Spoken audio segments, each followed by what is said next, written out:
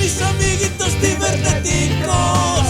Hoy Rodrigo nos va a hablar de un tema guay.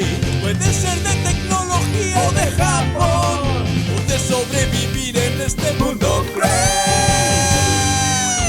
Hola, ¿qué tal mis amiguitos cibernéticos?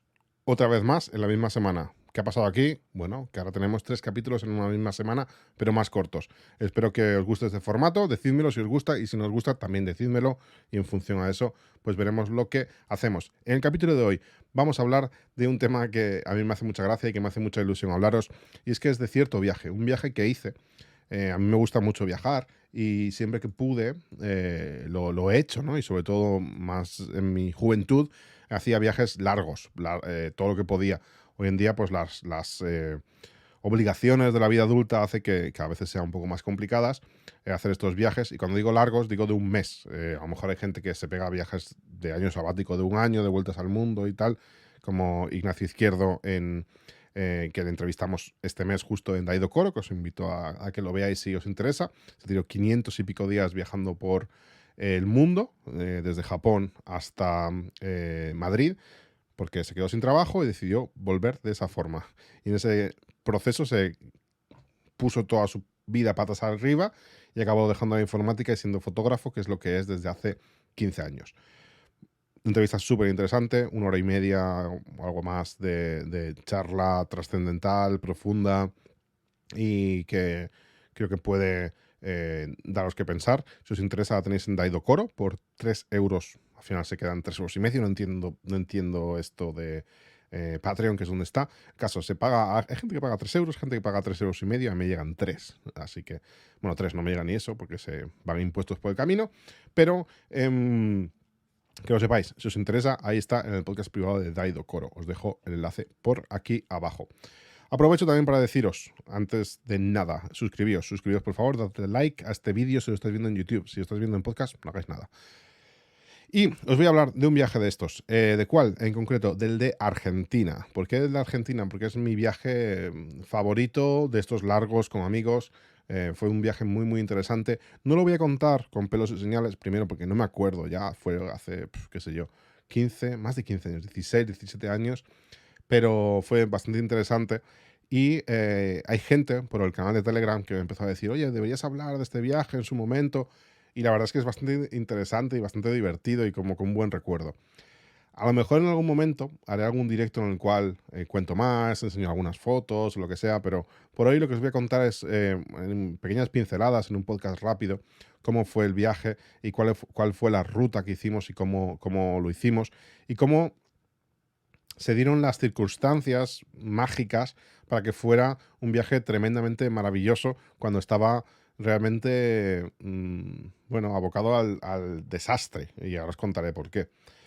He encontrado un par de documentos interesantes en mi correo, por cómo nos organizábamos entonces 4 amigos, que os cuento quiénes íbamos. Iba mi amigo David, Sebas, es la misma persona, le llamamos Sebas, mi primo Guille, Ferchu y yo, ¿vale? Estos éramos los 4 aventureros del viaje a Argentina, que luego nos vinimos a llamar el Team Argentina. Imaginaos cómo fue de fuerte el vínculo creado en Argentina, como para que durante muchos años nos conocíamos como el Team Argentina, y cuando vuelva a España nos solamos encontrar el Team Argentina, ¿no? Fuimos 31 días por Argentina, en septiembre, octubre, que es como la primavera allí en Argentina, pues está en el hemisferio sur. Viajamos por Argentina y por Chile, ¿vale? Os voy a contar muy rápido el itinerario, aunque tengo una parte un poco borrosa y luego os contaré por qué está así como un poco borrosa, y no es porque me emborrache mucho, ¿no? Empezamos en Buenos Aires, Madrid, Buenos Aires, Iguazú, Resistencia, Salta. En Salta estuvimos saltando, dando una vuelta con el coche. Hicimos una ruta con el coche por ahí muy chula. De Salta fuimos, y aquí viene la parte borrosa, a una ciudad como entre medias, yo diría que es Mendoza. Y de Mendoza hicimos como un día que paramos en un lugar que no recuerdo. Luego fuimos a Mendoza, y de Mendoza ya fuimos a Península Valdés. En Península Valdés estuvimos por ahí dando unas vueltas y visitando cosas. durante unos días. Visitamos otros sitios de la zona que, a ver, según tenemos aquí, en el PDF, estuvimos en Calafate, que eso sí, pero luego estuvimos en algún sitio más por ahí, yo creo, que no recuerdo del todo bien. Luego pasamos a la parte chilena porque pasamos a Torres del Paine. De Torres del Paine fuimos a la parte de Patagonia. De Patagonia fuimos a Tierras de Fuego, Ushuaia, y desde ahí ya agarramos un vuelo, subir de nuevo a Buenos Aires y nos volvimos a Madrid. Si esto lo miráis en un mapa, es ir, estuvimos lo más al norte que se puede estar, tocando con la frontera con Bolivia, y bajamos hasta Tierras de Fuego, Ushuaia, que es la isla que está más al sur, que es la última parte habitada, la isla grande habitada más cercana a la Antártida, sí, al Polo Sur. Desde ahí salen viajes a la Antártida, de hecho. Si quieres ir a la Antártida, vas allí, vas a Ushuaia, desde allí vas en un barco, o no sé si hay aviones, o no sé cómo ya. Nosotros no fuimos. Es muy caro hacer esa última parte del trayecto. Os voy a contar también cuál fue el presupuesto y por qué debería haber sido un desastre y por qué no lo fue. El presupuesto que teníamos era de 6.400 euros para las 4 personas, incluyéndolo todo. Esto eran 1.600 euros por persona. ¿Qué diréis? Joder, pues 1.600 euros para 31 días no es mucho. ¿Y qué si os dijera que incluía los vuelos? Y si os dijera que el vuelo de Madrid a Buenos Aires nos costó 1.200 euros. Entonces nos quedan 400 euros para 31 días. Y si os dijera que de esos 400 que nos quedaban, teníamos que ir de Ushuaia a Buenos Aires en un vuelo que nos salió a unos 100 euros cada uno. Nos quedan 300. 300 para vivir durante un mes viajando por Argentina. Que dices tú, bueno, 300, te quedas en Buenos Aires, tienes el alojamiento ahí y tal, comer, ya está. No, viajar todos los días, moviéndonos, comiendo fuera o no, pero todo esto. El presupuesto era ajustadísimo. Viendo ahora con perspectiva, parecía imposible prácticamente. O es imposible que lo hubiéramos cumplido. Y tuvimos una suerte cósmica que se nos presentó, una cosa que no ha pasado nunca más en ninguno de mis viajes. Y es que cuando nos presentamos esto era un viernes, inicio de puente, iba a haber puente ese fin de semana, o a lo mejor era jueves y el viernes era el festivo, no recuerdo el día exactamente, pero sí recuerdo que era inicio de puente. Y al llegar a las 10 de la noche, salía nuestro vuelo a las 12 de la noche de Barajas, nos dijo la mujer de la ventanilla que nos atendía de Iberia: chicos, vuestro vuelo tiene overbooking, estáis fuera. En ese momento, claro, nosotros habíamos viajado bien poquito. Yo hasta esa fecha, yo no sé, había estado en Japón, sí. Había hecho el viaje a Japón, ese fue mi único viaje así grande, pero este era mi segundo viaje así de muchas horas. Yo flipé, era como, bueno, ¿aquí qué pasa? Y pues nos quedamos un poco en shock y la mujer nos dijo, bueno, pero no os preocupéis porque tenéis una compensación por el overbooking. Y dijimos, ¿cuánto? Y dijo 600 euros cada uno. Dijimos, bueno, pero 600 euros en un descuento en otro vuelo, ¿qué? No, 600 euros en efectivo. ¿Y cuándo nos lo vais a dar? Ahora mismo. Ahí nos cambió la cara, dijimos, vale, ¿y cuándo podemos volar? Podéis volar mañana a las 12, es decir, 12 horas después, en un hotel. Nos quedamos en un hotel, teníamos 600 euros más cada uno, total 1.800, dirás, no, son 2.400, no, porque uno de nosotros viajaba desde Chile, porque estaba allí. Entonces teníamos 1.800 más que inyectamos al presupuesto del viaje. Entonces pasamos de tener 6.400 a tener 8.200 o algo así, ¿no? Ya se duplicó lo que era nuestro presupuesto para movernos dentro del país. Y pasamos de tener unos 400 euros por persona para todo el mes a tener 800. Incluyendo eso, todos los aviones, bueno, el avión que íbamos a pillar, más los autobuses y demás. Gracias a eso llegamos justos, pero llegamos. Y pudimos hacer todo lo que queríamos hacer. Sí, como os comentaba antes, la ruta que hicimos desde arriba del todo, desde tocando Bolivia hasta Ushuaia, la hicimos sin pillar ni un solo vuelo.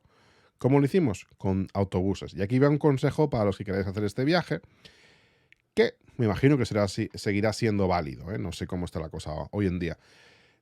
Puedes, hay unos autobuses de lujo, ¿vale? Que son los ejecutivos, que al final son unos autobuses normales, pero que los asientos son más grandes. Tienes 3 asientos por fila, en lugar de tener 4, como suele ser lo habitual. Y son pues más cómodos, se reclinan mucho más, prácticamente te puedes tumbar. Y tienes también servicio de comida. Hay una persona que pasa, te trae bandejas con la comida, como si estuvieras en un avión, y tú comes sentado en tu asiento. Te ponen películas en una pantalla común, no sé si ahora lo han mejorado y hay pantallas individuales. Por cierto, que nos ponían películas screeners, es decir, películas grabadas del cine, nos las ponían piratas, 100% piratas, nos las ponían allí, en el autobús este de clase ejecutiva. Y bueno, pues te daban de comer. ¿Cuál era la clave de todo esto? Y fue gracias a esto que pudimos hacer el viaje así. Nos ahorrábamos alojamiento. Y es que gracias a esto no teníamos que pagar la noche de hotel. No era hotel, era alberga donde íbamos nosotros.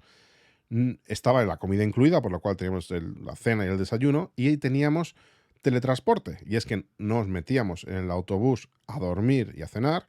Y amanecíamos al día siguiente en la ciudad donde queríamos ir. Después de haber viajado 8, 10, 12 horas toda la noche. Entonces, eso nos hizo que pudiéramos cubrir grandes distancias en no mucho tiempo, ya que si hubiéramos tenido que saltar con vuelos, hubieran sido cada vez pérdidas de mediodía y cosas así para andar saltando de ciudad en ciudad. Esto tenía la parte mala de que era un poco cansado, pero si lo comparas con la parte mala de dormir en un albergue, lo cierto es que en estas camas del autobús dormíamos mejor que en muchos albergues donde nos quedábamos. Entonces, ni tan mal. Em, y bueno, el viaje en sí tuvo pues, muchas partes muy divertidas que os podría contar y que tendrían un montón de anécdotas, pero os quiero contar solo la parte por la cual tengo lo de Mendoza y todo esto como un poco nebuloso. Cuando estábamos en Salta, nuestra última noche, en el albergue montaron una fiesta y nos invitaron a una super barbacoa, un asado argentino, brutal. Me acuerdo que es que nos cobraron, bueno, el presupuesto y los números lo estaba mirando y tenemos cosas como en una ciudad, en un pueblo, por Salta, que nos metimos con el coche, acabamos perdidísimos de la vida en un pueblo que no sé ni cómo se llamaba. Aparecimos y nos tuvimos que quedar ahí porque teníamos miedo, estaba anocheciendo y había un barranco y no he pasado más miedo yendo en un coche en mi vida que eso. Y allí nos alojamos en un sitio que nos cobraron 4 euros por tener nuestra propia habitación con nuestra propia cama, que esto era como nunca en el viaje, tuvimos nuestra propia habitación cada uno, con nuestra propia ducha por 4 euros la noche. Brutal.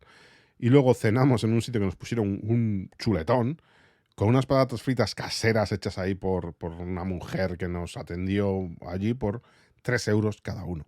Brutal. O sea, esto fue una cosa alucinante. Y teníamos precios así, como todo muy barato. Y en Salta, la última noche, los del albergue organizaron un asado que nos cobraron, yo no recuerdo la cifra exacta, pero no eran más de 8 euros o algo así. Y era comer todo el asado que tú quisieras.